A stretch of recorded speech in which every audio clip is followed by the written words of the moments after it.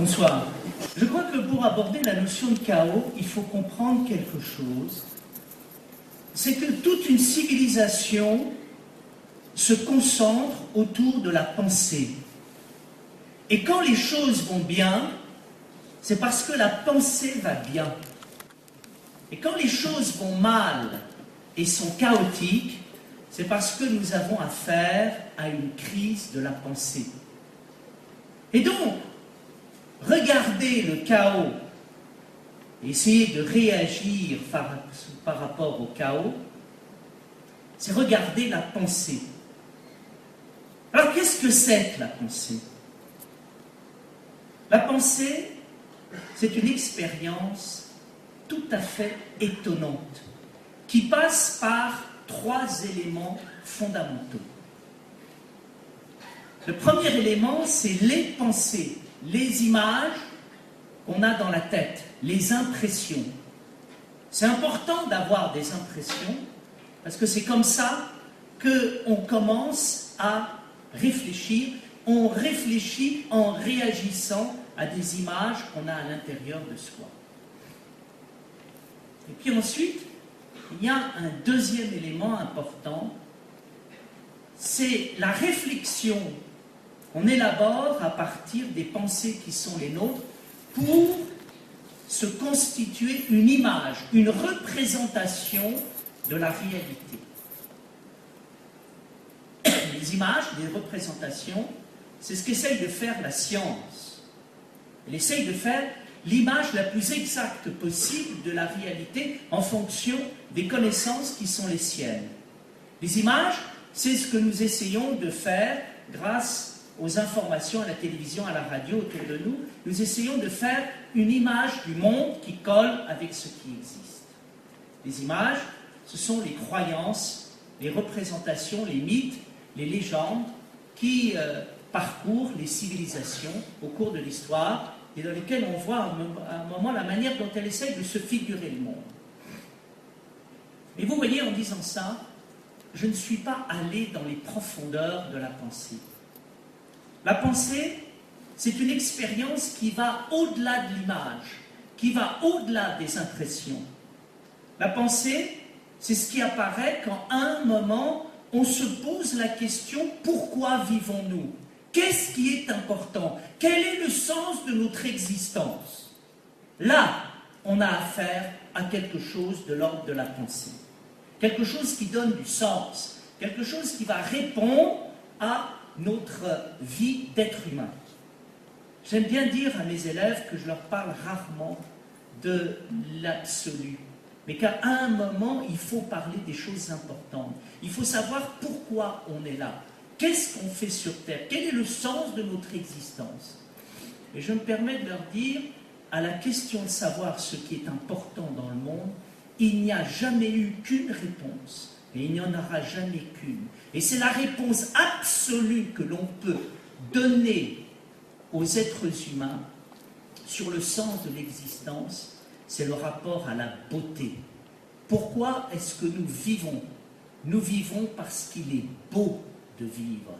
Nous vivons parce que ce que l'on peut dire de plus beau à quelqu'un, c'est qu'il est beau qu'il vive. Nous apercevons que l'expérience de la beauté, c'est l'expérience fondamentale qui nous tient en vie. Si à un moment nous avons la force de vivre malgré les épreuves, c'est parce qu'il y a quelque chose de beau dans l'existence qui nous tient en vie. Si à un moment les êtres humains hésitent à tuer et à se tuer, c'est parce que quelque part il y a quelque chose de beau qui les retient.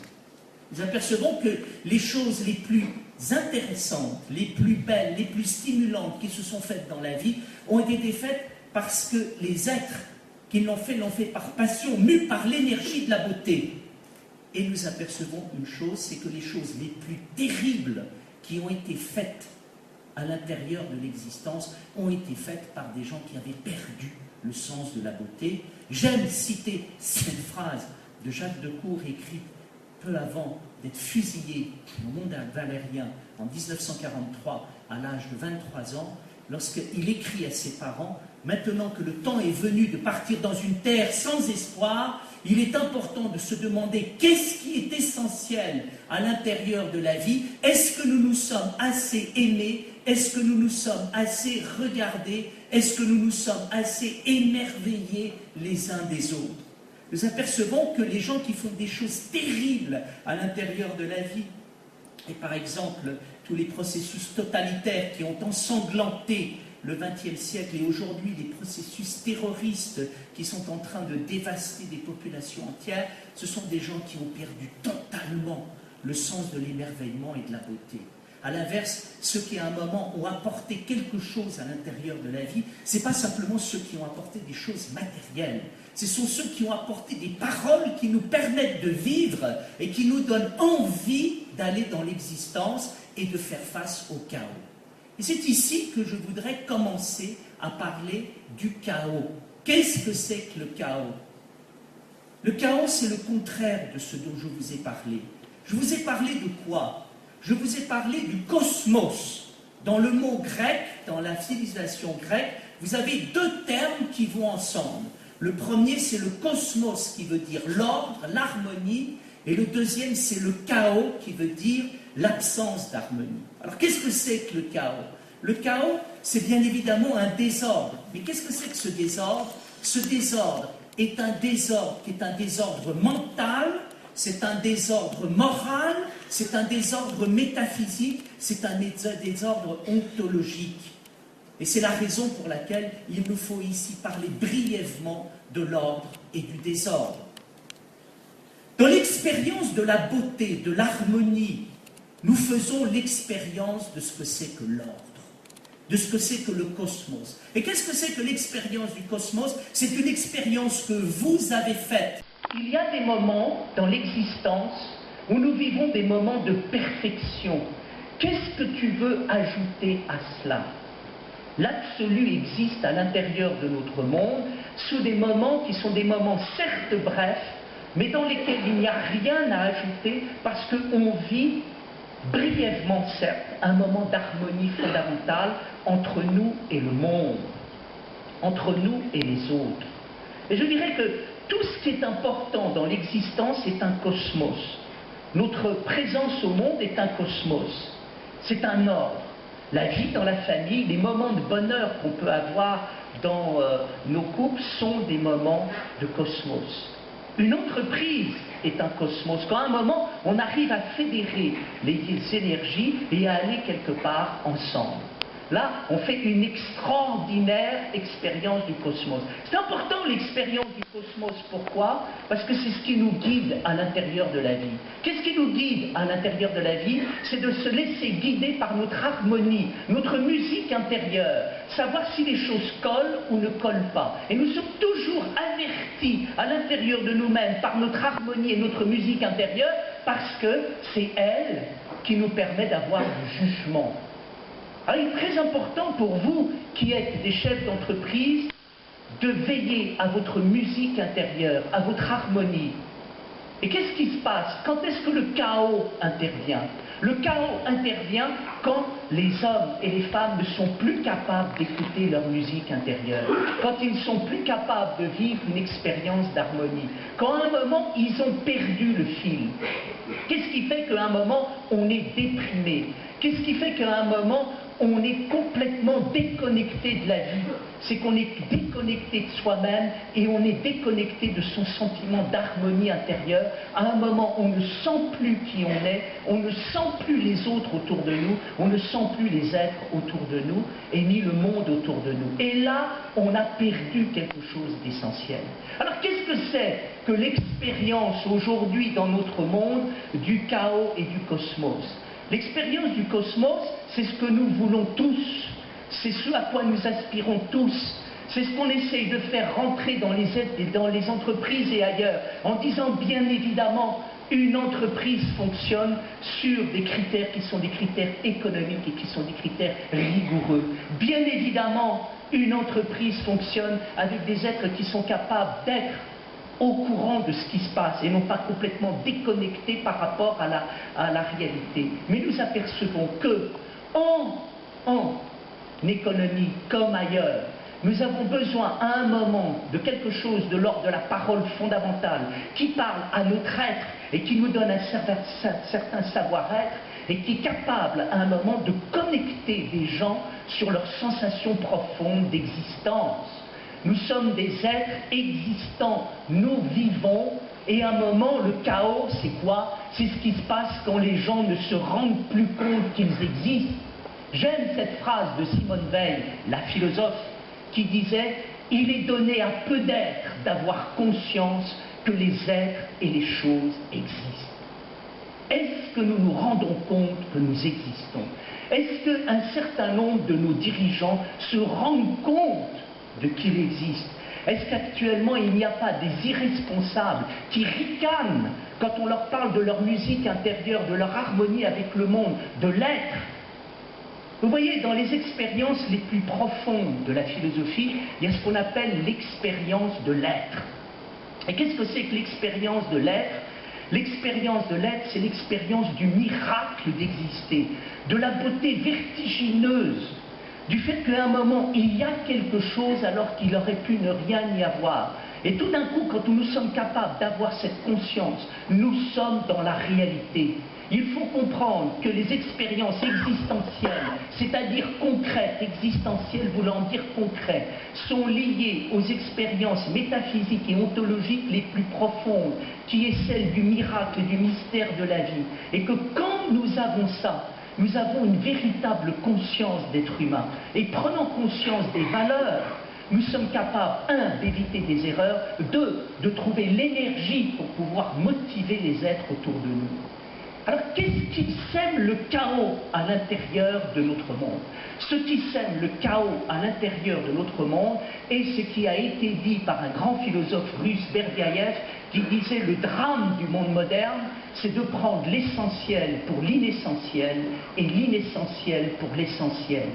C'est de prendre le relatif pour l'absolu et l'absolu pour le relatif. Ça veut dire quoi? Ça veut dire qu'à un moment, des choses, on donne trop d'importance à des choses qui n'ont aucune importance et on ne donne plus aucune importance à des choses qui sont essentielles.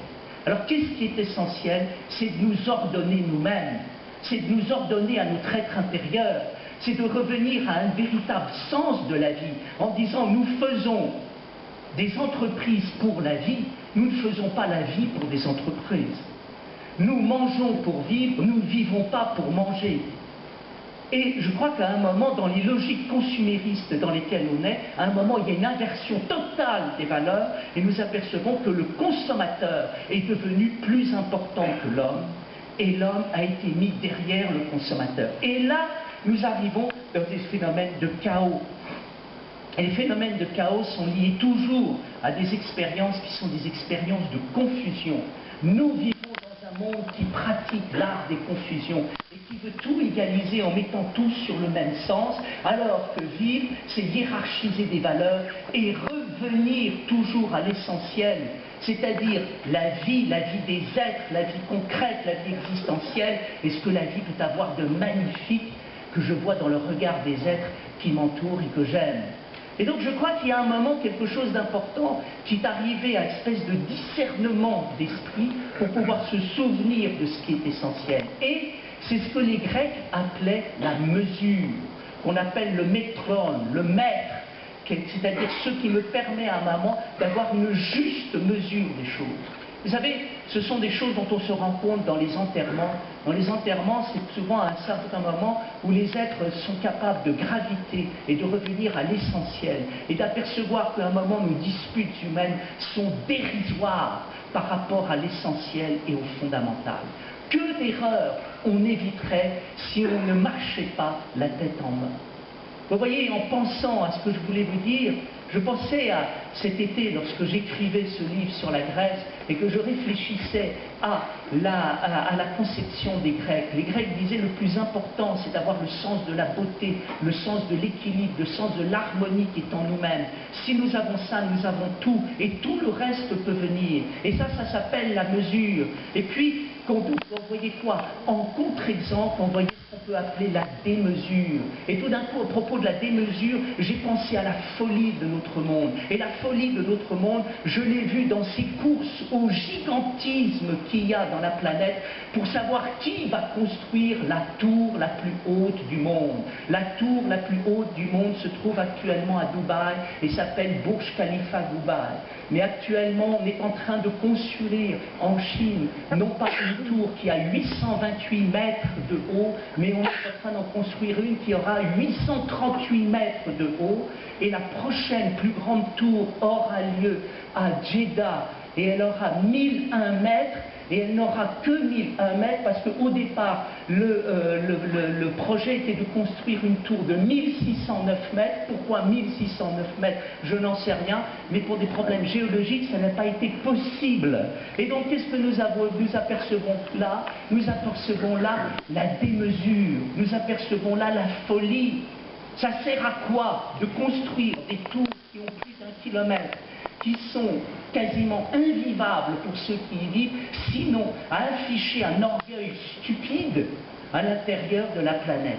Donc on se pose la question, qu'est-ce que le chaos? Pour moi, ce gigantisme à l'intérieur de ces tours qui est en relation avec le gigantisme dans lequel à un moment notre monde est emporté, eh bien à un moment tourne le dos à la vérité de la vie.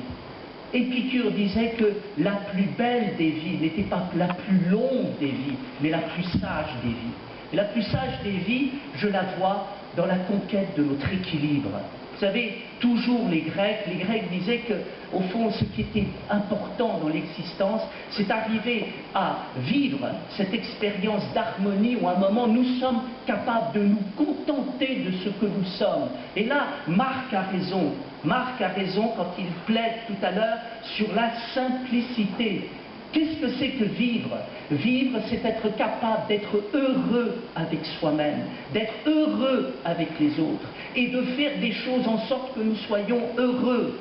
C'est-à-dire, c'est mettre l'avoir au service de l'être, et non pas l'être au service de l'avoir. Je suis désolé de devoir rappeler à un moment ces évidences. Mais il faut les rappeler. Pourquoi? Parce qu'actuellement, nous sommes devant le culte du veau d'or, nous sommes agenouillés devant l'avoir. Et à un moment, nous sommes en train de perdre notre âme, de vendre notre âme. Nous nous en rendons compte. Mais simplement, on ne nous a pas appris à penser, et il est important d'apprendre à penser. Et penser, c'est à la mesure de tout le monde. C'est le fait d'avoir des sensations profondes, et de laisser parler l'être vivant qu'il y a à l'intérieur de nous-mêmes. Qu'est-ce que c'est que l'expérience de penser? En ce sens, c'est la même chose que l'expérience du sens. Et j'aime dire que dans l'expérience du sens, il y a 3 choses importantes. La première, c'est obéir aux significations du sens qui sont la direction, la signification et l'intuition. Par le fait d'aller quelque part, par le fait de comprendre ce que l'on vit et par être capable à un moment de sentir ce que l'on comprend. Donc je dirais que quelque part, à un moment, l'expérience du sens, c'est faire quelque chose que je comprends, c'est faire quelque chose que je sens, c'est faire quelque chose qui me mène, moi, quelque part. Et c'est important d'avoir ce rapport subjectif au sens. Mais, à un moment, il faut arrêter de vouloir toujours être subjectif. Il faut arrêter à un moment de vouloir toujours ramener à soi. Il faut arrêter de vouloir toujours aller quelque part. Il faut arrêter de vouloir toujours à un moment posséder quelque chose, comprendre quelque chose ou sentir quelque chose. C'est-à-dire, il faut arrêter de tourner autour de son nombril. Parce que le fait à un moment de tourner autour de notre nombril risque de nous faire passer à côté de l'existence. C'est la raison pour laquelle nous apercevons ce qui se passe.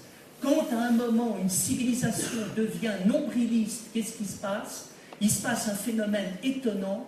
Tout ce qu'elle a créé de positif devient négatif parce qu'elle est dans quelque chose d'autodestructeur par le fait que quelqu'un n'est plus capable d'entendre la vie. Alors à ce moment-là, il y a des crises. La vie se révolte et on vit un chaos positif. C'est ce que nous vivons actuellement. Actuellement, nous avons construit quelque chose de formidable après 1945, qui était l'Europe, mais nous avons créé une Europe nombriliste donc déprimé, qui tourne autour de son nombril et qui n'est plus capable d'entendre la vie. C'est ce que disait Nietzsche. Nietzsche posait la question, est-ce que les Européens ont encore envie de vivre? Et Artaud disait, au début du théâtre et son double, la poésie que nous n'avons pas su mettre dans nos vies nous revient sous la forme de crimes et de désordres terribles. Nous vivons aujourd'hui des chaos parce que nous vivons un chaos mental, parce que nous sommes plus capables d'entendre la vie. Et entendre la vie veut dire à un moment être capable, non pas de faire des choses que je ramène à moi, et donc d'aller quelque part, de comprendre et finalement de sentir, c'est-à-dire de maîtriser le monde, mais d'aller au-delà de ma maîtrise du monde. Je pense que nous avons tous les moyens de résoudre le problème qui est le nôtre si nous rentrons dans une véritable aventure d'hommes et de femmes, en nous souvenant que, quelque part, nous avons oublié le sens de la vie. Nous avons oublié de nous regarder, nous avons oublié que nous existions, nous avons fait passer des choses inessentielles pour des choses essentielles. J'ai confiance dans la vie, j'ai confiance dans ceux qui sont capables, comme Denis, de faire passer un message de vie. Demain, c'est vers la vie qu'on doit aller. Merci.